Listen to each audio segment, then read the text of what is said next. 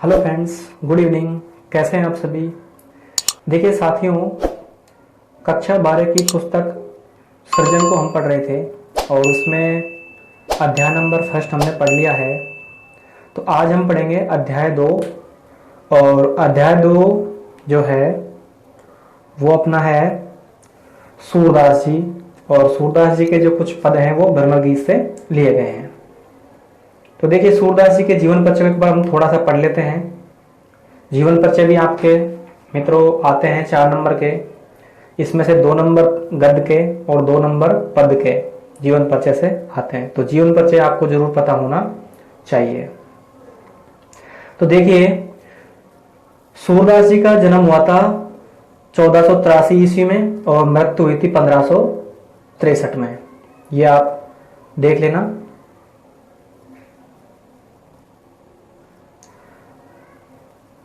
तो देखिए सूरदास जी के जन्म के बारे में और इनके जन्म स्थान के बारे में बहुत ज़्यादा जो है कंफर्म नहीं हो पाता है।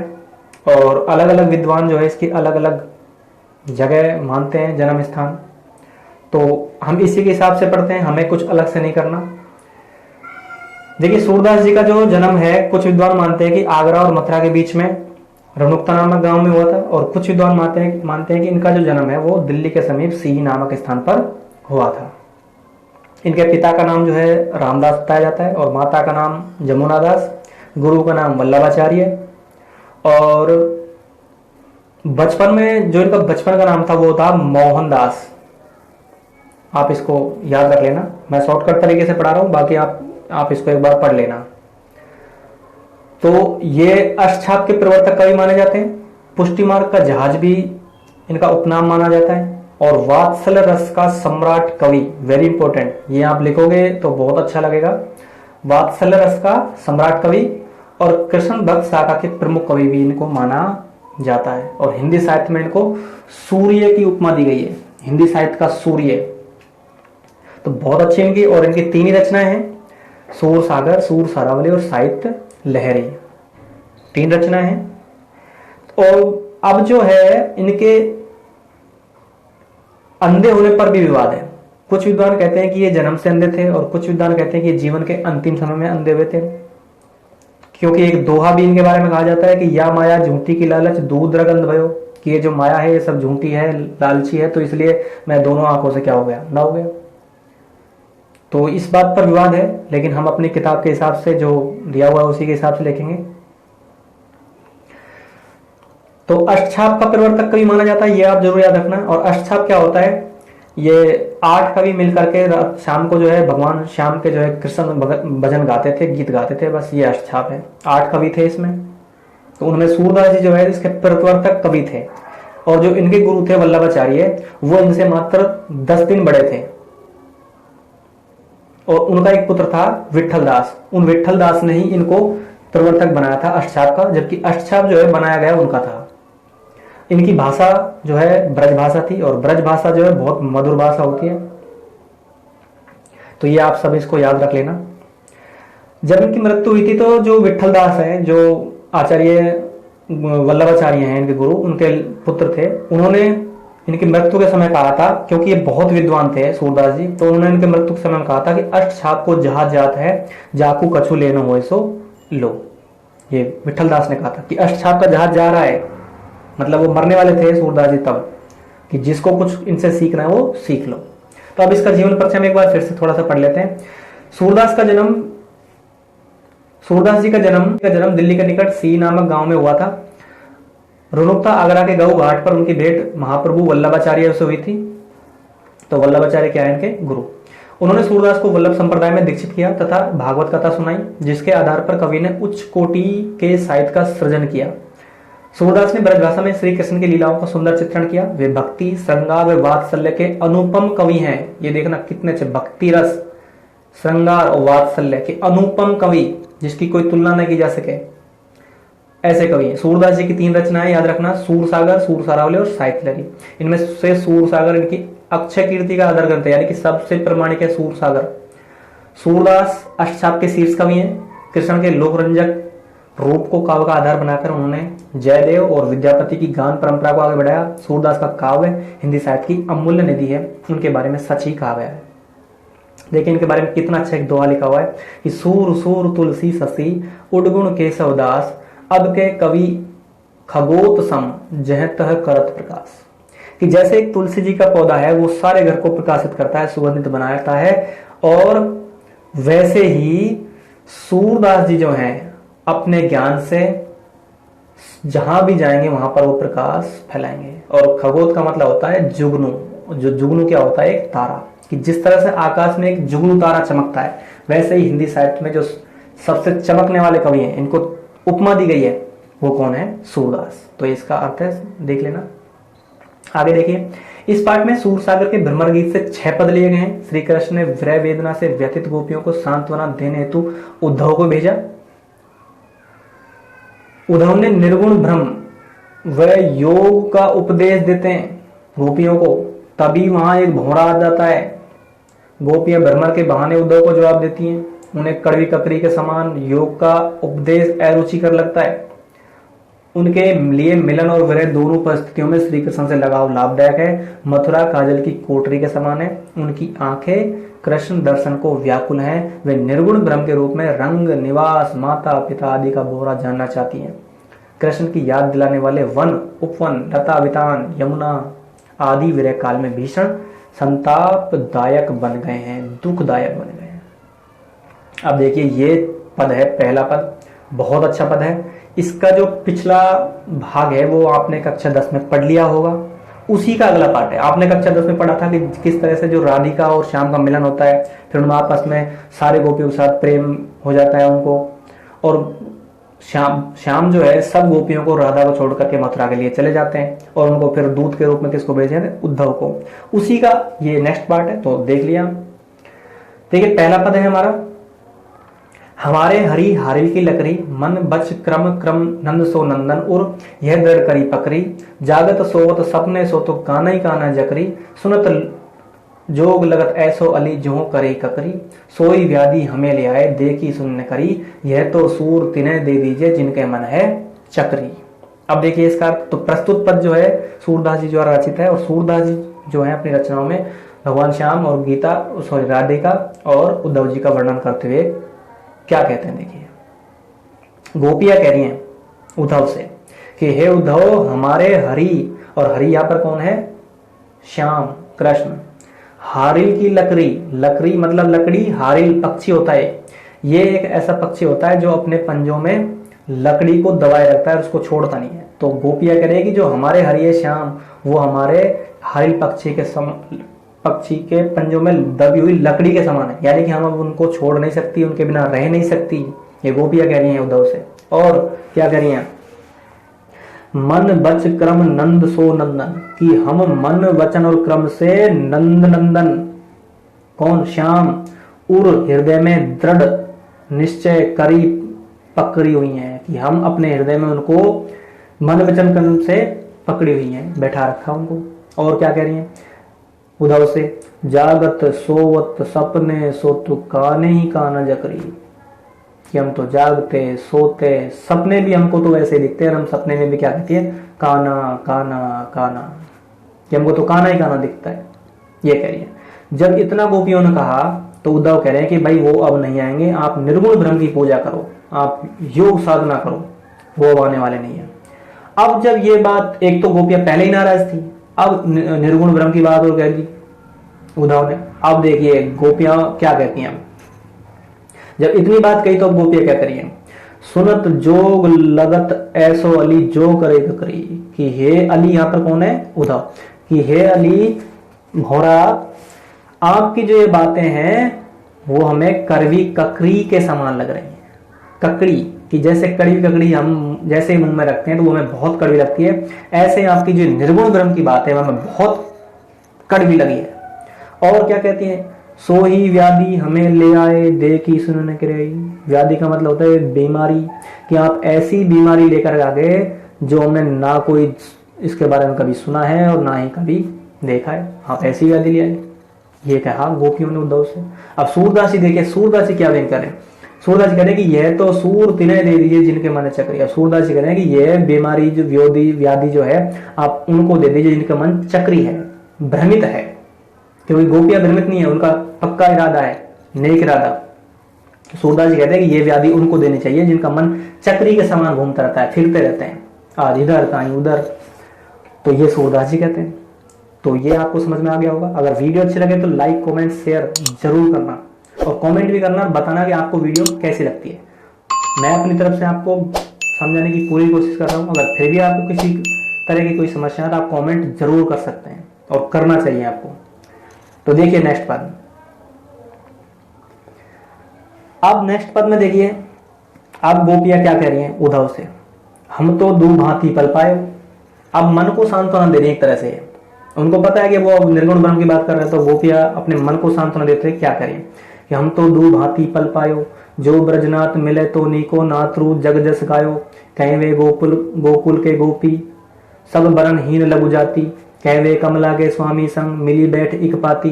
निगम ध्यान मुनि ज्ञान अगोचर, ते भय घोष निवासी। था ऊपर अब साच कहो दो, मुक्ति कौन की दासी। जोग कथा पाग लागो उदो, ना कहू बारंबार। और सूर श्याम तज और बजे, जो जाकी चन्नी छार। छार का मतलब होता बेकार। ऊपर से देखिए, अब गोपियां कहे कि हम तो दो भांति पल पायो। अब मन को सांत्वना देनी पड़ती है। हमको पता है कि अंगूर खट्टे हैं, भात तो आएंगे नहीं। तो गोपी अपने मन को सांत्वना देते हुए क्या करिए कि अब हम तो दो भांति, कि हमने तो अब दोनों तरीके से ही फल को पा लिया है। क्यों, कैसे, आगे कहिए। जो ब्रजनाथ मिले तो नीको। ब्रजनाथ कौन है? श्याम। नीको का मतलब अच्छो, कि जो ब्रजनाथ श्याम मिल गए तो नीको, बहुत बढ़िया, अच्छी बातें मिल जाते हैं। नात्रु, नात्रु नहीं तो जग जस गए। इस संसार में तो हमको वैसे भी यश मिल सकता है, सम्मान तो, नाम तो हमारा भी हो गया। क्यों हो गया? नहीं तो हम क्या है? कहवे गोकुल के गोपी, गोकुल की, वो तो गोकुल के क्या है? राजा। और हम, सॉरी, वो तो क्या है? गोकुल के स्वामी है। और हम कैसी हैं? सामान्य सी गोपियां हैं, वरणहीन, लघु जाति, सामान्य जाति की, नीच जाति की हम तो गोपियां हैं। लेकिन हमारा ये भाग्य है, सौभाग्य है कि हम उनके साथ रहिए, उनके साथ झूला झूला, उनके साथ खेलिए, उनके साथ बैठी। ये अपने मन को सांत्वना दे रही है गोपियां। और क्या कह रही है देखिए, कहे वे कमला के स्वामी, कि वे तो साक्षात लक्ष्मीपति हैं। संग बैठ एक पाती, कि हमारा सौभाग्य कि हमने उन्हें एक साथ बैठ करके एक पाती पर बैठे हैं, एक झूले में झूले, ये हमारा सौभाग्य। मन को सांत्वना दे रही है गोपियां। और क्या करिए, निगम ध्यान मुनि ज्ञान अगोचर। देखिए कितनी बड़ी बात करिए, निगम ध्यान मुनि ज्ञान अगोचर, थे भय घोष निवासी। कि वो तो बड़े बड़े जो संत महात्मा हैं, वो उनके लिए भी अगोचर है, वो भी उनको मिलना चाहते हैं, देखना चाहते हैं। लेकिन ये हमारा सौभाग्य कि हम उनके साथ हमने कुछ समय बिताया है। और देखिए, और अब कितनी, अब सबसे बड़ी बात कह दी उन्होंने, ता ऊपर अब सांच कहो, धो मुक्ति कौन की दासी। कि हे उद्धव, अब इससे बड़ी बात क्या हो सकती है? इससे बड़ी तो मुक्ति भी नहीं है। और ये हमारा सौभाग्य कि हमने श्याम के साथ, कृष्ण के साथ कुछ समय बिताया है। तो अब मुक्ति भी इससे बड़ी नहीं है। और अब गोपियां कह रहे हैं कि जब इतना हमने कर लिया है तो हे उद्धव, अब आप हमें निर्गुण ब्रह्म की बात मत कहो। क्या कहे, जो कथा का पाग लगो उद्धव, ना कहो बारंबार। सूर श्याम तजो और भजे, जो जाकी तनी छार। कि हे उद्धव, अब आप ये निर्गुण ब्रह्म की बात जो है इसको बार बार ना कहो।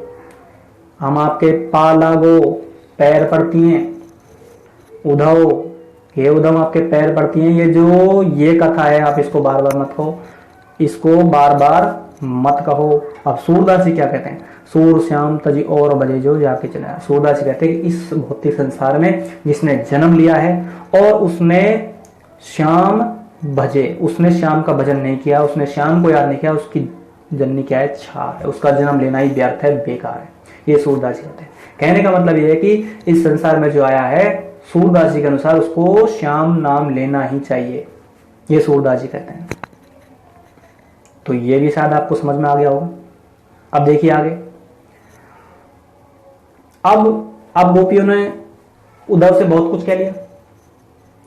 अब फिर क्या कह रही है गोपियां, देखिए उद्धव से, बिलग जनी मानव उदुपारे, वह मथुरा काजल की कोठरी, ते आवई ते कारे तुम कारे, सुपलक सुपकारे कारे मधुर भंवारे, तिनके संग अधिक छवि उपजत कमल नयन मनिहारे, मानव नील माटते काडे ले जमुना जाय पकारे, तागुन श्याम भई कालंदी सूर श्याम गुन न्यारे। देखिए इसका अर्थ, बिलग जनु मानो उदू प्यारे, कि हे उद्धव प्यारे आप हमारी बातों का बुरा मत मानना। अब गोपियां कह रही हैं उद्धव से कि हे उद्धव आप हमारी बातों का बुरा मत मानना। क्यों? क्योंकि तुम कारे हो, काले, ब्रजभाषा इसलिए कारे कि तुम कारे हो, और इसमें तुम्हारी गलती नहीं है। गोपियां कह रही हैं कि तुम कारे हो लेकिन हमारी बातों का बुरा मत मानना, और इसमें तुम्हारी कोई गलती नहीं है। क्यों?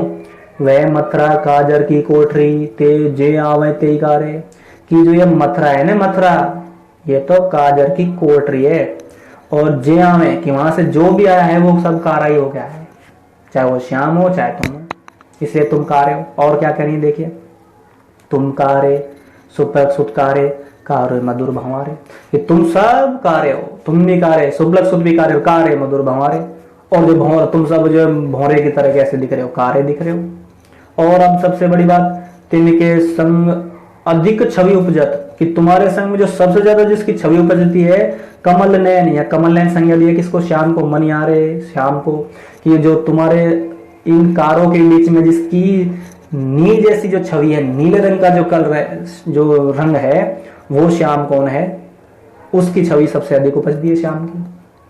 और क्या कह रही है, मानव नील मारते काढ़े, और ऐसा लगता है कि तुम सबको किससे काढ़ा है, नील भरे हुए माट का मतलब मटके, काढ़े का मतलब निकालना, कि तुम सबको नील से भरे हुए मटके, ऐसा लगता है जैसे तुम सबको नील के भरे हुए मटके में से डुबो करके निकाला है। और जमुना जाए पखारी, और तुम सब उसको धोने के लिए जमुना के पास चले गए। अब भाई जमुना में जब तुम इस सबको धोना चले गए तो अब सूरदास जी क्या कहते हैं, देखिए, तागुन श्याम भई कालंदी सूर श्याम गुण न्यारे। अब सूरदास जी कहते हैं कि ये सूर जो श्याम का एक अनोखा गुण है। क्यों? उनके गुण के कारण ही हमें ऐसा लगता है कि जो कालंदी है, नदी है, जो यमुना नदी, वो भी श्याम रंग में रंग गई हो। गोपियां कह रही हैं, सूरदास जी व्यंग कर रहे हैं कि जैसे श्याम जो है वो श्याम रंग के हैं, सांवरे रंग के हैं, ऐसे ही जो यमुना नदी है वो भी सांवरे रंग की है। तो ये श्याम का एक अनोखा रंग है, और नदी भी जो है उनके रंग में डूबी हुई है। ये गुण है श्याम का। तो देखिए आगे अगला पद बहुत अच्छा है। देखिए वीडियो थोड़ी अपनी बड़ी हो जाएगी लेकिन देखते रहना आप। अब गोपियां अब व्यंग कर दिया खूब, अब उनको फिर से जो है श्याम की याद आ गई, अब अपने करुण रस में आ गई वापस, उनको याद सताने लगी। अब क्या करिए, अखियां हरि दर्शन की भूखी, कैसे रहे रूप रस राची, ये बतियां सुनी रूखी, अवधि गणत इकटक मग जोवत, तब एतई नहीं जूखी, अब तो इन जोग संदेशन ऊधो, अति अकुलानी दोखी, बारक वे मुख फेर दिखाओ, दुही पै पिवत पथू की, सूर सिकत हटि नाव चलाओ, ये सरिता है सूखी। देखिए क्या कहती है गोपियां, हरि अखियां हरि दर्शन की भूखी, कि हे उद्धव ये जो अखियां ने ये हरि के दर्शन, और हरि कौन है, वही श्याम, कि इसके दर्शन की भूखी हैं। अब कैसे रहे रूप रस राची, कि ये जो आंखें हैं ये एक ही रंग रूप में रची हुई हैं, और वो रंग रूप से कौन सा है, श्याम रंग। बतिया सुन रुकी, लेकिन आपकी जो ये बतियां हैं मतलब बातें हैं, ये हमें बहुत रूखी रूखी सी लगती हैं। आप रूखी रूखी बातें कर रहे हो, कौन सी बात, निर्गुण ब्रह्म की। और अब गोपियां क्या कह रही हैं कि अवधि गणत इकटोग मगजोवत, तब एतई नहीं दुखी, एतई का मतलब तब इतनी तो तब भी नहीं दुखी। जब हम भगवान श्याम को आने की एक एक दिन को गिन रहे थे तब हमारी आंखें जो इतनी नहीं रुकी, इतनी दुखी नहीं हुई, हम इतने दुखी नहीं हुए। लेकिन जो आपकी निर्गुण ब्रह्म की बातें सुनी है तो हम बहुत दुखी हो गए।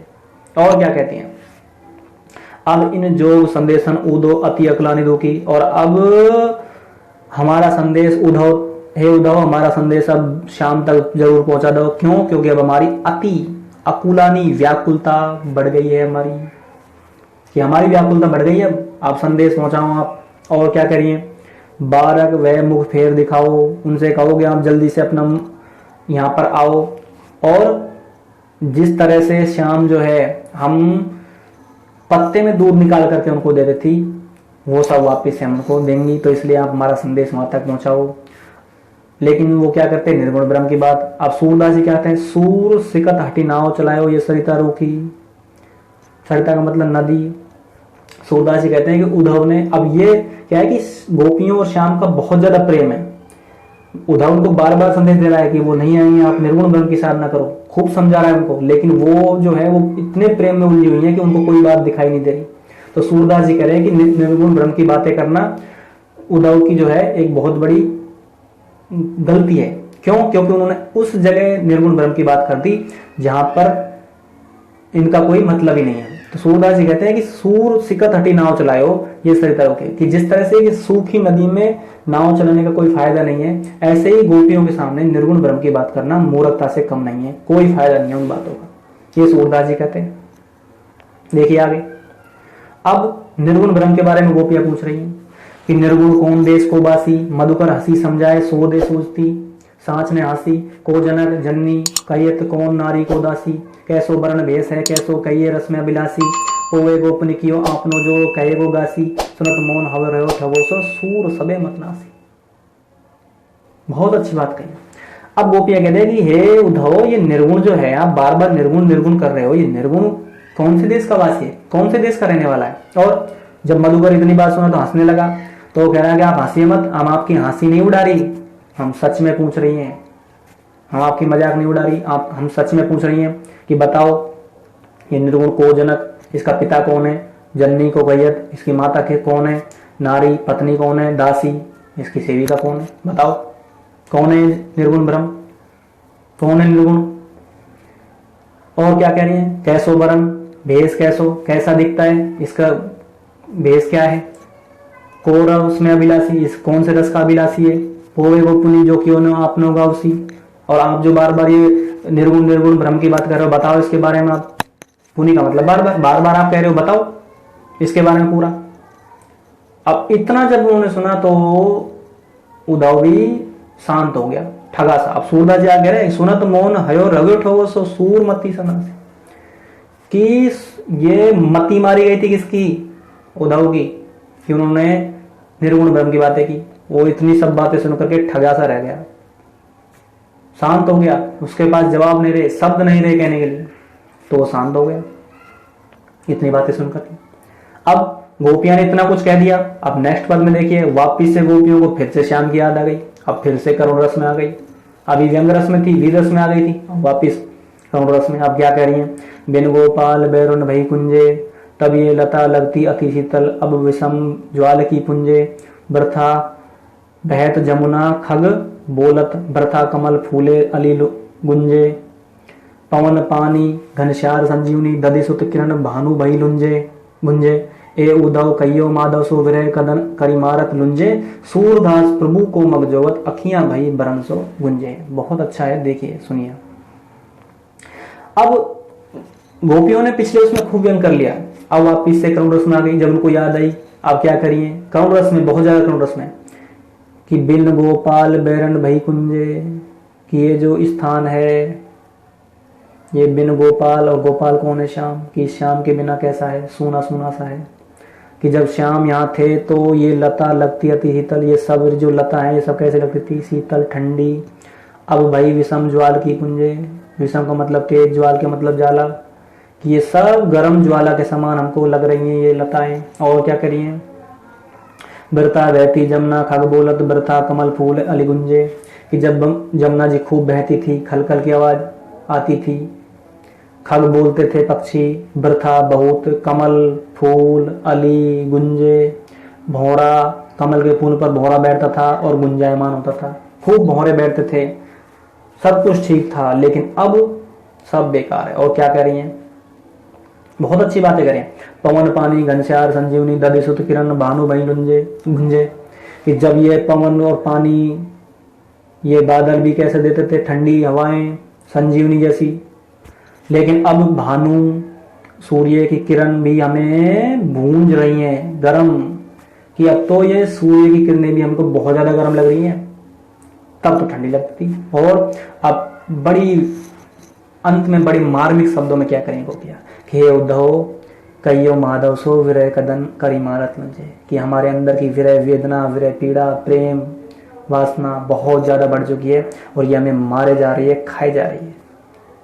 इसलिए आप उनको ये हमारा मार्ग सब जरूर पहुंचा देना। और क्या करें, सूरदास जी क्या कहते हैं, सूरदास प्रभु को मगजोत आखियां भई बरन जो, और इतना कहते ही जो है सारी गोपियों के आंखों में से आंसू आ गए।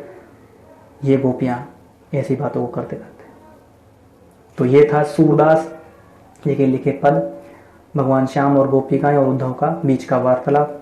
आपको कैसा लगा कमेंट करके बताना। अगर हमारे वीडियो के अंदर कोई आपको कमी नजर आती है तो उसके बारे में बताना, और अच्छा लगता है तो लाइक, कमेंट और शेयर जरूर कर देना साथियों। तो मिलते हैं नेक्स्ट वीडियो में एक नए टॉपिक के साथ। और ये प्रश्न जो है आप देख लेना, ये बहुत इंपॉर्टेंट प्रश्न है। ये शब्दार्थ में आपको पता होना चाहिए, कई बार शब्दों के सीधे अर्थ पूछ लेता है क्वेश्चन दे करके। देखिए मैं आपको बता दूं, सूरदास जी की भक्ति मानी जाती है तो माधुर्य भाव की, और सूरदास ने अखियों को भूखे बताया तो हरिदर्शन की। बाकी आप ये क्वेश्चन एक बार देख लेना, व्याख्या में जरूर पूछ जाते हैं। तो साथियों मिलते हैं नेक्स्ट वीडियो में, तब तक के लिए नमस्कार।